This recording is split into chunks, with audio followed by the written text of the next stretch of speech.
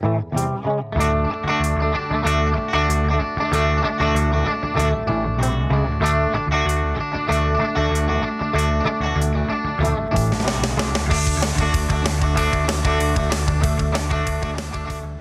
pues vamos a empezar con esta segunda sección, ¿vale? Porque como en la primera os hemos contado un poco, queríamos hacerlo más resumidamente de lo que lo hemos hecho, pero bueno, os hemos contado qué son las necesidades y los límites.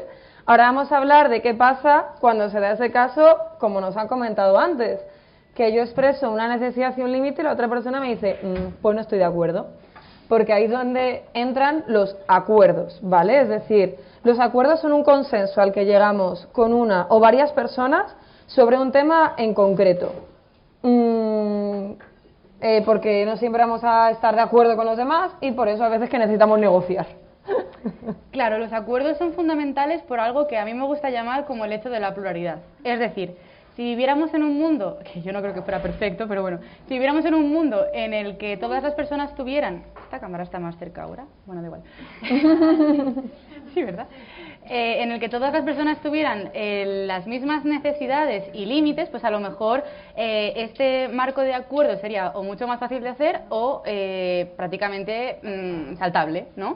Pero como esto no es así, como al final todas somos personas, cada persona es un mundo y son realidades que tienen que ir compaginándose, es cuando es tan necesario el hecho de llegar a estos consensos, como decía Paula, entre las realidades de una persona y las de la otra. Ahí está, porque por necesidad los acuerdos tienen que tener varios principios. Tienen que ser conscientes, es decir, a la hora de llegar a ese acuerdo, ambas personas debemos estar en un estado el cual nos permita tomar esa decisión. Eso, Dino, que es mi compañero de Poliamor Salamanca, que está por ahí, siempre pone un ejemplo que me encanta, que es de, si no estás lo suficientemente consciente como para firmar un contrato de que vas a comprar un coche, no llegues a ningún acuerdo de la relación. ¿Vale? Es decir, eso no significa que no podamos hablar las cosas estando súper borrachos de fiesta, pero vamos a ratificarlo al día siguiente. ¿Vale? En plan de, oye, esto que quedamos ayer es así, ¿estamos de acuerdo ahí también? Vale, estupendo. Entonces, esa conciencia, requerimos información también, es decir, las personas que participan en el acuerdo tienen que saber que existen más opciones aparte de la que se está proponiendo. Tiene que existir libertad, es decir, esas personas tienen que ser conscientes de que aparte de existir más opciones pueden cogerlas si quieren, ¿vale? Eso es importante. Y luego también decimos que tienen que ser flexibles, que aquí vamos a hablar luego de la importancia de las excepciones, y también, por supuesto, revisables.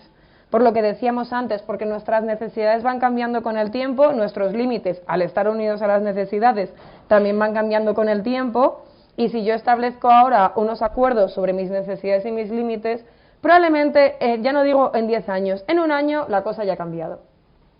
Y también sobre lo que decía Paula de la consciencia, creemos que algo fundamental para que un acuerdo esté aceptado conscientemente también es saber cuál va a ser la consecuencia de la ruptura de ese acuerdo. Porque, por ejemplo, un ejemplo que pone siempre Paula, el de, vale, Paula y yo tenemos el acuerdo de que vamos siempre juntas a ver las películas de Marvel. Sí. Vale, yo no voy a aceptar ese acuerdo si no sé cuáles son las consecuencias de la ruptura del acuerdo. A lo mejor la ruptura del acuerdo supone que Paula esté una semana cabreada conmigo en plan de capulla, que te has ido a ver la peli de Marvel sin mí. O a lo mejor la ruptura del acuerdo supone que Paula me diga, pues nuestra relación tiene que acabarse porque esto para mí era un pilar fundamental en nuestra relación. Entonces, claro, si no sabemos a qué atenernos, no sabemos exactamente qué estamos firmando, ¿no? Claro. Y también, si no hemos hecho antes esta parte de autoconocimiento previo, vamos a acabar aceptando los acuerdos de otros. Porque a lo mejor si yo no sé lo importante que es para mí el poder compartir ese, vamos a ir a ver la nueva de Spider-Man juntas, ¿no? Se lo saltan, a lo mejor a mí me duele, pero no entiendo por qué, si no lo he marcado, ¿no? Entonces, el primer paso, antes de poder plantearnos el expresar esos acuerdos, es esta parte de saber qué es importante para nosotras, ¿no? Una vez más, de ser honestas, de hacer un poco unos ejercicios de introspección y también de expresarlos un poco mediante la comunicación asertiva, que aquí es cuando hablamos que la comunicación no es solo el qué decimos, sino también cómo lo decimos y cuándo lo decimos. Porque yo a lo mejor eso te puedo plantear, oye, mira, Andrea, no voy a poder ir contigo a ver la película nueva de Spider-Man porque es que justo el 17 que se estrena, trabajo, ¿vale? Y que tú me digas, a lo mejor es algo que no te importa, pero eso te lo digo antes de que te tomes el café, ¿no? Y puede suponer un conflicto innecesario. Entonces vamos a pensar bien el cuándo, incluso preguntar, oye, te quiero comentar una cosa, ¿cuándo te vendría bien hablarlo? Y también el cómo. No es lo mismo decir, oye, eso, creo que no voy a poder ir, oye, que la película de Spider-Man vas tú sola, que yo ese finde no estoy. Hay una diferencia. A la hora de establecer la base para crear un acuerdo, el cómo nos comunicamos va a ser distinto, ¿no? Y también le va a dar a la otra persona más seguridad o menos seguridad. Y creo que también es fundamental entender que al final un acuerdo es en cierto sentido ceder hacia los dos lados de la ecuación. Y para ceder tenemos que ser conscientes de hasta qué punto vamos a querer ceder. Claro. Entonces, claro, aquí volvemos a la necesidad de tener nuestros límites marcados antes de embarcarnos a crear acuerdos. Exacto, y también de deconstruir toda esa parte que hablábamos antes de los mitos del amor romántico, etcétera, etcétera. Porque si yo conmigo misma sigo pensando que, yo qué sé, eso, que yo no puedo tener el límite de que no me apetece tener sexo siempre con mi pareja porque es mi pareja y me tiene que apetecer. Ahí no voy a poder, si ni siquiera soy capaz de deconstruirme, de reconocer ese límite, no voy a ser capaz de plantear un acuerdo justo. A lo mejor planteo un acuerdo desde algo que no estoy cómoda, ¿no? O la idea de la convivencia o la idea de la exclusividad, que con eso hay muchos acuerdos un poco mal planteados, ¿no? Etcétera, etcétera, etcétera. O sea que también esa parte de deconstrucción es fundamental. Es que me has dado ganas de hablar otra cosa, pero vamos a seguir. Vamos a seguir, que luego nos dicen los tiempos. Luego nos echan la bronca. Entonces, podríamos decir que existen unos acuerdos en no monogamias que siempre se tienden a plantear más, ¿no? Sí, a ver, hay algunos, es lo que hemos hablado antes. Las necesidades y los límites las tenemos todas. Luego, que queramos empezar una relación con más acuerdos o con menos acuerdos, que esos acuerdos sean más restrictivos o menos restrictivos, ahí tenemos poder de elección. Pero normalmente cuando entramos en relaciones no monógamas solemos hacer acuerdos, por ejemplo, de fluidos, ¿no? Los que hemos hablado antes, al decir, oye, pues si mi límite es que si tú tienes relaciones con penetración sin protección con otras personas, yo no voy a querer tener nada contigo. A lo mejor ahí podemos llegar a un acuerdo de fluidos en el cual entre tú y yo no utilizamos protección y sin embargo con el resto de vínculos sí lo utilizamos, ¿no? Y también dejar la puerta abierta, como decíamos antes, a saber cuál va a ser la consecuencia si en el caso de que exista una ruptura de ese acuerdo. Por ejemplo, pues una noche se te va completamente la flapa y pasa eso. Tú me lo tienes que comunicar y tenemos que tomar medidas en el sentido de, vale, chicos, pues todo el arsenal, a hacerse test de ETS y pues eso, se pacta un poquito de cuarentena hasta que hayan salido los resultados de las pruebas, ¿no? Podría ser. El acuerdo es la presunción de que va a haber una exclusividad de fluidos entre nosotras y el saber que si esto pasa hay una consecuencia que va a ser la revisión de enfermedades de transmisión sexual. Claro, ahí está. Entonces, a ese nivel, por ejemplo, yo sí veo bastante importante crear acuerdos, ¿vale? También, siempre, cuando empezamos en no monogamias, parece que nos planteamos acuerdos sobre celos y sobre exclusividad. Y, en mi opinión, casi es más importante llegar a acuerdos de tiempo, de cuidados, ¿vale? Y cuando intentamos exponer nuestros límites, intentar que los acuerdos a los que llegamos, eso sean para cuidarnos y no para restringir a la otra persona. Y también tener en cuenta que los acuerdos normalmente son sobre cosas relacionadas con la relación, es decir, no, mira, voy a acordar contigo que los martes no puedes ir a baile porque es que no me siento segura con tu profesora, esa es mi gestión personal, no tiene que ver con la relación, ¿vale? En todo caso te puedo pedir un cuidado, pero... Luego, por ejemplo, creo que también son muy comunes los acuerdos en base a los territorios, ¿no? Por ejemplo, cuando existe una pareja principal y se comparte cama, se comparte cama. ¿Qué estás pensando tú? Se comparte casa con esa pareja, pues un acuerdo bastante típico suele decir, vale, podemos hacer lo que queramos, pero fuera de ese núcleo común, ¿no? Claro. Y luego también creo que, sobre todo cuando vivimos en ciudades pequeñinas como Salamanca, es importante el hacer acuerdos sobre territorios. A mí, por ejemplo, me ha servido de mucha ayuda. Porque, claro, el hecho de que tú tengas gestionados tus celos y tal, pues no quita que a lo mejor pues irte al Potenkin y encontrarte a las 4 de la mañana a tu pareja metiéndose el filete con otro, a lo mejor no es algo que te apetezca topedo y que a lo mejor en ese momento no vayas a saber gestionar. Claro. Donde se puede llegar al acuerdo de, vale, pues tú te metes todo el filete en el Potenkin y el charro es mi zona, ¿no? O sea, el intentar dividir un poco la funciona, ¿eh? Esto, al final los acuerdos se tienen que poner sobre situaciones que son muy prácticas. Sí, es decir, al día a día. Que nos vamos a encontrar y está la frase esta de para tener relaciones sanas es necesario tener conversaciones incómodas, porque sí, hay veces que vamos a tener que hablar sobre temas que no son cómodos, ¿no? O de, por ejemplo, sí, hemos quedado que los fines los pasamos juntos, pero ¿y si tú no estás, puedo quedar? ¿No? Ya. Y aquí también tenemos que irnos a otra parte, que es al ser tan práctico, tenemos que ser conscientes de que no siempre vamos a poder acordarlo todo. Necesariamente van a haber zonas, aspectos en los que todavía no sabemos cuáles son nuestras necesidades, todavía no tenemos definidos los límites, todavía no sabemos bien cómo plantear un acuerdo o alguna de las personas no tiene la información suficiente como para poder tomarlo, ¿no? Y esto es lo que llamamos las zonas grises, que son aquellas zonas que quedan sin acordar. A mí me gusta llamarlo vacío legal. Que puede ser simplemente una circunstancia que pasa, pero claro, si no somos del todo éticos, también puede ser una circunstancia que utilizamos en nuestro favor. Ahí está. Y por eso, que además esto es algo que hablamos en el Polimartes de Poliamor Salamanca esta semana justo. No fui. Que hay veces que también es necesario acordar qué pasa con las cosas que no están acordadas, ¿vale? Si yo, por ejemplo, salgo de fiesta y me encuentro en una situación que no hemos pactado, que no hemos hablado en ningún momento, ¿qué hago? ¿Cómo lo hacemos? Entonces, oye, también poder plantear acuerdos sobre lo que no tenemos pactado, vamos a atender a la apertura, decir, si no lo tenemos pactado, hazlo y ya veremos cómo nos sentimos después.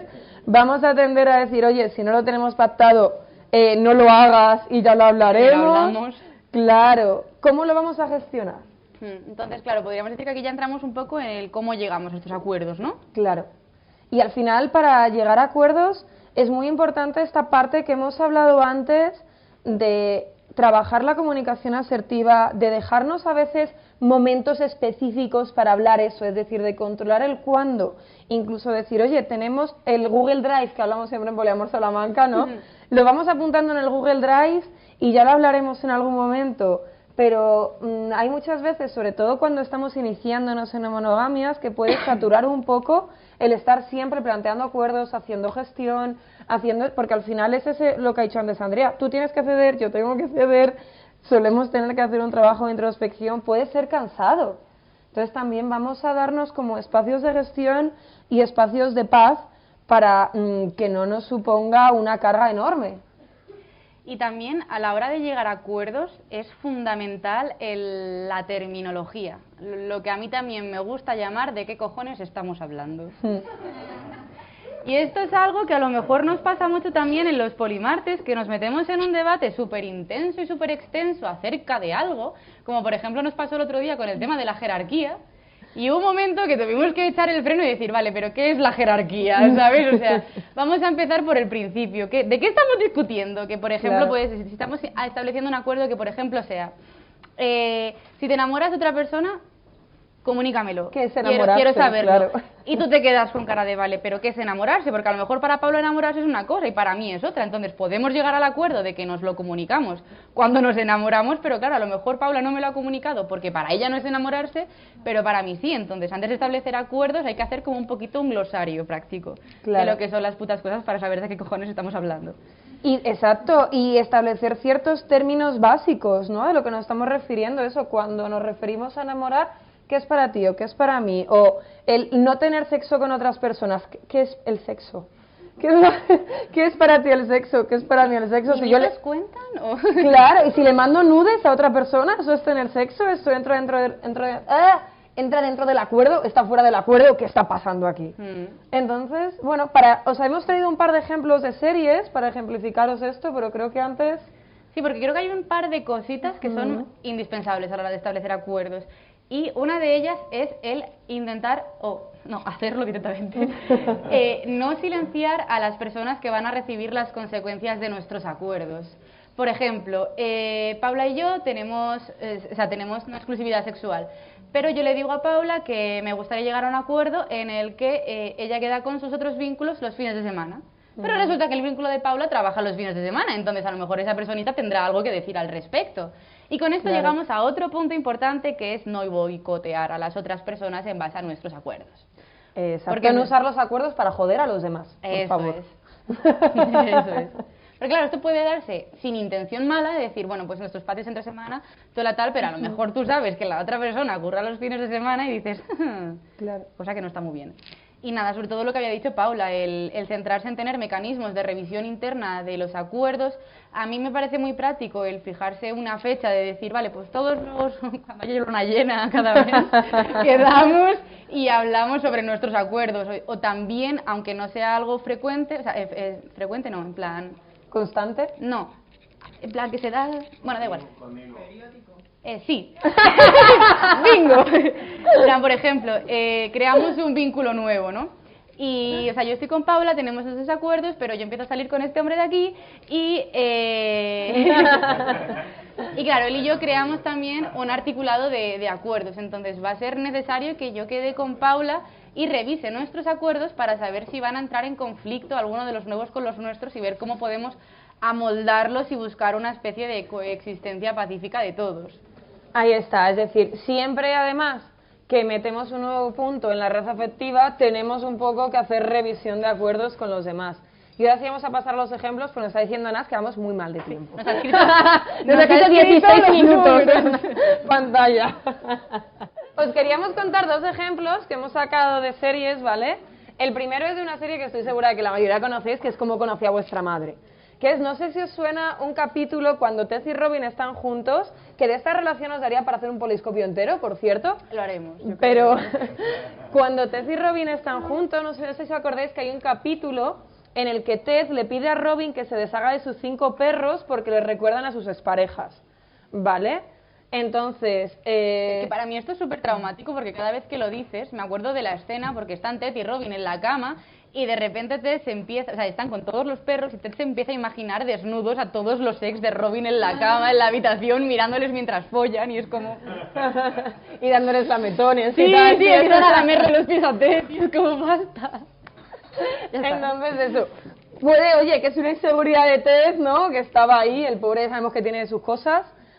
El caso es que le pide a Robin que se deshaga de sus perros, ella se lo piensa mucho, pero al final se los da a una tía que vive en el campo, pero resulta que luego cuando ella va a casa de Ted se encuentra que tiene toda la casa decorada con cosas que le han regalado sus exnovias. Es como... Y de... Que a lo mejor un libro no te lame los pies, pero oye... Claro, ¿hasta qué punto es esto justo, no? Y aquí queríamos plantear un poco este tipo de acuerdos en el cual pedimos antes de hacer la gestión personal. Es decir, te digo directamente que te deshagas de los perros antes de plantearme, oye, ¿podemos llegar a algún acuerdo entre medias? A lo mejor... Claro, o ya no llegar a un acuerdo, sino al hecho de decir, vale, a lo mejor acabo de detectar que esta situación me genera incomodidad. Voy a ver si puedo hacer un trabajo de gestión personal mía, de trabajármelo yo solito, de ir a la psicóloga y de ver hasta qué punto puedo llegar y en el punto en el que vea que yo la situación no la mejoro más, ya de decir, vale, vamos a establecer un acuerdo, un punto medio para que esta situación no me sea incómoda a mí ni a ti.